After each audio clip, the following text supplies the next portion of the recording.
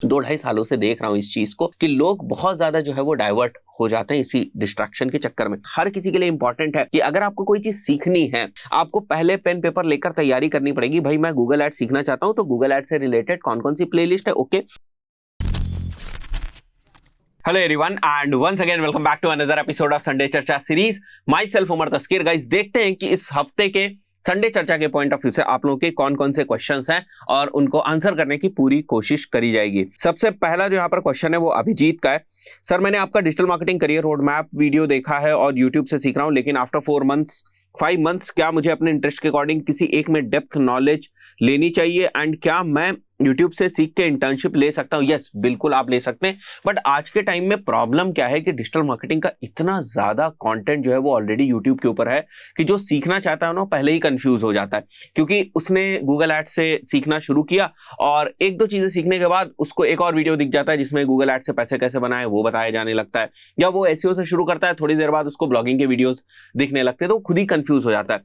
तो ऐसे में अगर आप सेल्फ कंट्रोल कर सकते हैं और आपको पता है कि मैं एक स्किल सीखने जा रहा हूं और इसकी एक प्रॉपर प्लेलिस्ट जो है वो मेरे को फॉलो करनी, पहले से ही सारी चीजें अगर आप प्लान करके करते हैं तो डेफिनेटली आप यूट्यूब से सीख भी सकते हैं और उस नॉलेज के बेसिस पे फर्दर आपको जो इंटर्नशिप है वो भी मिल सकती है। बट पिछले 1-2 सालों से मैं देख रहा हूं, क्योंकि कंटेंट क्रिएशन बहुत ज्यादा इजी हो गया है, गैजेट्स लोगों के पास हैं, आजकल कैमरा है लोगों के पास और लोगों को पता है कि किस तरीके से वीडियोस बनाकर बहुत ज्यादा पैसा जो है वो कमाया जा सकता है और लोग इसको कमा भी रहे हैं। इसलिए बहुत सारा जो कंटेंट है वो आ जा रहा है यूट्यूब के ऊपर और उसमें से जो वाकई में मीनिंगफुल कंटेंट है, जो ट्यूटोरियल्स होने चाहिए, जिस तरीके के कोर्सेज होने चाहिए, वो उतने ज्यादा नहीं बन रहे हैं। राइट, जब हम लोग वीडियोस बनाते थे 5 साल 6 साल पहले भी, जब हम लोग प्लेलिस्ट को बनाते थे, उस वक्त कोई हमारे फोकस नहीं रहता था कि हम क्लिकबेट चीजें करें, राइट, या क्लिकबेट कंटेंट बनाएं या क्लिकबेट थोड़ा सा भी हम थंबनेल करें। तब सीधी सी बात होती थी कि अगर गूगल एड्स के ऊपर हमें कुछ बताना है तो जो भी टॉपिक होता था वो मेंशन कर दिया जाता था गूगल एड्स के वीडियो के ऊपर कि भाई ये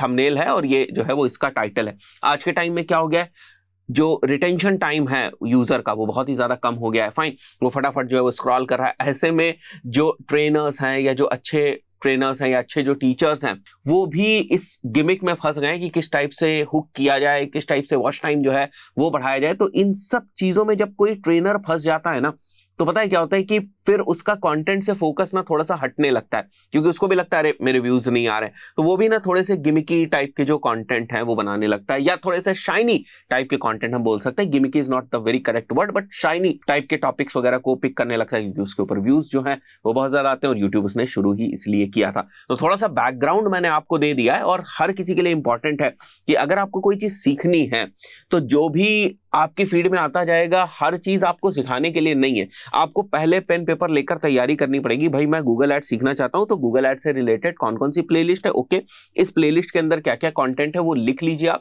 कि ये फला कंटेंट इस प्लेलिस्ट के अंदर है, इस प्लेलिस्ट को फॉलो करके मेरे को ये स्किल मिल जाएगी, then start learning from that playlist. But इतनी देर में बीच में आप स्क्रॉल करने लगते हैं, दूसरा फीड में वीडियो आ जाता है, बहुत ही डिस्ट्रैक्शन। एक्चुअली मैं लास्ट 2-2.5 सालों से देख रहा हूं इस चीज को कि लोग बहुत ज्यादा जो है वो डाइवर्ट हो जाते हैं इसी डिस्ट्रैक्शन के चक्कर में। थोड़ा उससे बचिएगा। बाकी यूट्यूब पे आप बहुत सारी चीजें जो है वो सीख सकते हैं, ठीक है। और एक और चीज मैं आपको बता दूं, आधा अधूरा ज्ञान और भी ज्यादा खतरनाक होता है। थोड़ा यहां से ज्ञान लिया, थोड़ा यहां से लिया, थोड़ा यहां से लिया, बहुत ज्यादा डेंजरस हो जाता है वो शुरुआती करियर में। जब आप समझदार हो जाते हैं, आपको फंडामेंटल्स बहुत ज्यादा क्लियर होते हैं किसी सब्जेक्ट को लेकर, उस वक्त आप समझ जाते हैं कि क्या चीज सही है, क्या चीज नहीं सही है, इस पर्टिकुलर सेगमेंट से मेरे को क्या उठाना चाहिए, इस पर्टिकुलर सेगमेंट से मेरे को क्या उठाना चाहिए, किस वीडियो की कौन सी चीज मेरे लिए काम की है, वो आपको समझ में आने लगता है। बट जब शुरुआत में आप खुद ही गाइडेंस ढूंढ रहे होते हैं तो जो भी आपको परोसा जाता है आपको लगता है सब कुछ सही है।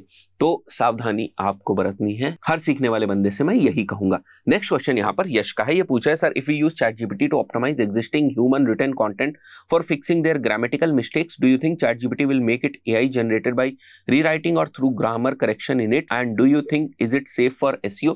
अगर केवल थोड़ा बहुत ग्रामर करेक्शन है तब तो ठीक है, बट अगर बहुत ज्यादा ग्रामर करेक्शन तो वो फिर से रीराइट करेगा, और जब वो रीराइट करेगा तो AI ही रीराइट करेगा, तो वहां पर जो आपको प्रॉब्लम हो सकती है। बट हमने कभी इस तरीके से इसको यूज करने की कोशिश नहीं की है, तो थोड़ा बहुत ग्रामेटिकल मिस्टेक्स हैं वो हम ग्रामरली या इस टाइप के जो टूल्स होते हैं उनके थ्रू हम लोग चेक कर लेते हैं कि ग्रामर की जो मिस्टेक्स हैं वो ना हो। इस तरीके से ChatGPT से हमने कोई ग्रामर बेस्ड बहुत सारी चीजें जो चेक हैं वो नहीं करवाई हैं SEO कंटेंट के पॉइंट ऑफ व्यू से। हाँ, जब हम ईमेल के लिए कॉपी राइटिंग करते हैं, या फिर हम लैंडिंग पेज के लिए कॉपी राइटिंग करते हैं, या सोशल मीडिया एड्स के पॉइंट ऑफ व्यू से जब हम एड्स लिख रहे होते हैं, उन सब में खूब जो है वो यूज किया जाता है चैट जीपीटी का। फाइन। सो अभी तक हमारा एक्सपीरियंस तो नहीं है कि चैट जीपीटी से ग्रामेटिकल मिस्टेक सही करवाने के लिए जो कंटेंट वापस लिखवाया गया हो और उसको अगर हम एसईओ के पॉइंट ऑफ व्यू से यूज करते हैं तो क्या रिस्पॉन्स आएगा, बट अगर रीराइट कर रहा है वो, तो मैं बोलूंगा आपको थोड़ा सा इग्नोर करने की कोशिश करें।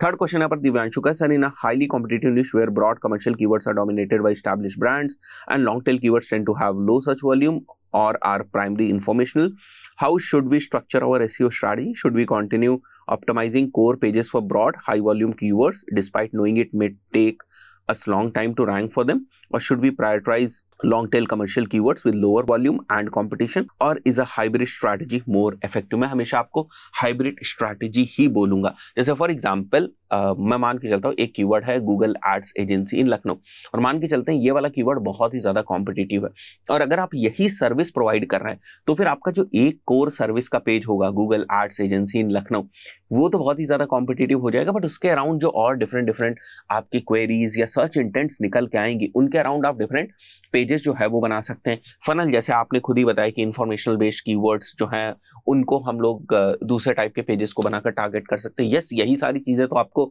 एसईओ में करने की जरूरत होती है कि भाई जो चीज कॉम्पिटिटिव है और अगर हम उसको डायरेक्टली रैंक नहीं कर पा रहे हैं तो किस तरीके से जो डिफरेंट ऑप्शंस हैं उनके ऊपर काम करके हम हमारे डिफरेंट पेजेस को, क्वेरीज को रैंक कराएं और वहां से फिर जो है वो एसईओ बेस्ड ट्रैफिक हम लोग लेकर आए। इसी का नाम है एसईओ। तो हाइब्रिड स्ट्रेटजी मैं आपको रिकमेंड करूंगा, बैलेंस बना लें, जो कॉम्पिटिटिव कीवर्ड्स हैं उनके ऊपर भी काम करें, उनसे जो थोड़े से कम कॉम्पिटिटिव कीवर्ड्स हैं उन पे भी काम करना है, और जो ऐसे कीवर्ड्स हैं जिनका सर्च वॉल्यूम काफी कम है उनके ऊपर भी आपको काम करना है। तो बेसिकली आपको कैटेगरी जो बनानी पड़ेंगी, ए कैटेगरी में मेरे कौन से कीवर्ड्स आ रहे हैं, बी कैटेगरी में कौन से आ रहे हैं और सी कैटेगरी में कौन से आ रहे हैं, और एक मिक्स स्ट्रैटेजी को लेकर अगर आप नहीं चलेंगे तो मान लिया कॉम्पिटिटिव कीवर्ड्स के ऊपर ही आप काम करें तो आप काम करते चले जाएंगे, थोड़े टाइम के बाद क्या देखेंगे, आपको रिजल्ट्स ही नहीं देखने को मिल रहा है। बट अगर उतनी एनर्जी आप दूसरे कीवर्ड्स पे भी लगाते हैं तो थोड़े बहुत आपको रिजल्ट्स देखने को मिल जाते हैं। फाइन। तो ये चीज थोड़ी सी समझने की जरूरत है आपको और हाइब्रिड स्ट्रैटेजी की तरफ जाने की जरूरत है।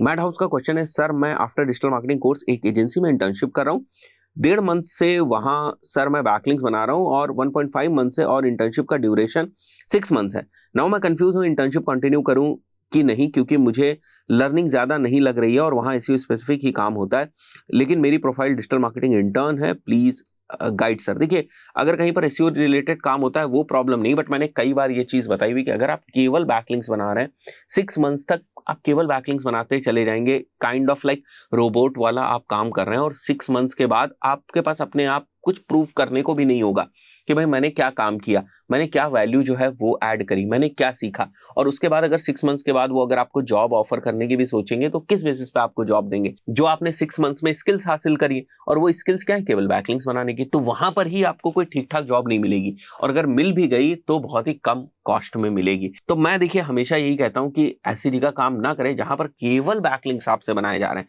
20% 30% बैकलिंक्स का काम हो सकता है इंटर्नशिप में, बट बाकी चीजों के ऊपर भी काम करने की जरूरत है। बैकलिंक्स में भी और नेक्स्ट लेवल पर थोड़ा सा जाने की कोशिश करें, गेस्ट पोस्ट वगैरह किस तरीके से होती है वो करें, बैकलिंक्स के लिए आउटरीच किस तरीके से होती है वो करें, पूरी स्ट्रैटेजी में जो बैकलिंक्स की है उसमें थोड़ा सा इन्वॉल्व हो, ऑफ पेज की स्ट्रैटेजी में इन्वॉल्व हो, तो फिर भी आप एक स्टेप आगे जा रहे हैं। बट वही पुराने घिसे पिटे तरीकों से अगर आप बैकलिंक्स बना रहे हैं और बनाते ही जा रहे हैं तो फिर देखिए कुछ भी नहीं होने वाला है। ना उस एसईओ के प्रोजेक्ट पे कोई बहुत ही ज्यादा एडवांटेज होगा और ना ही आपके करियर में बहुत ज्यादा एडवांटेज होगा।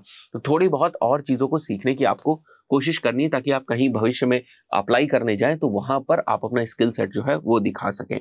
फाइन, आगे बढ़ते हैं हम लोग। आरव का क्वेश्चन है, हेलो उमर सर, मैं अभी मीडिया बायर हूं, मेरा काम अभी सिर्फ मेटा पे एड्स रन करने का है, मुझे परफॉर्मेंस मार्केटिंग में करियर बिल्ड करना है। मैं थोड़ा कंफ्यूज हूं, आपकी परफॉर्मेंस मार्केटिंग रोड मैप वाली वीडियो भी देखी है लेकिन एग्जैक्टली समझ नहीं आ रहा है कि कैसे होगा। प्लीज क्या आप एक चेकलिस्ट दे सकते हैं? Please include this question in next Sunday चर्चा। देखिए, चेकलिस्ट कि इसमें कोई जरूरत नहीं।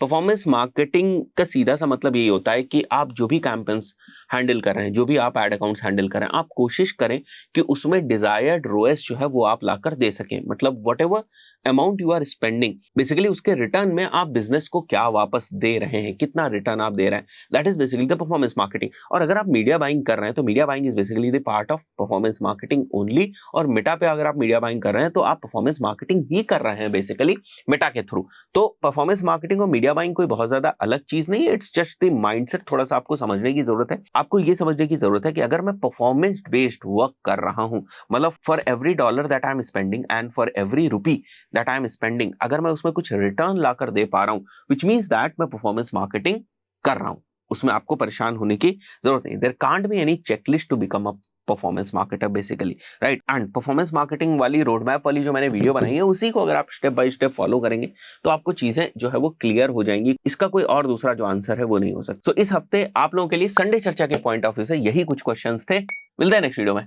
Till then good bye.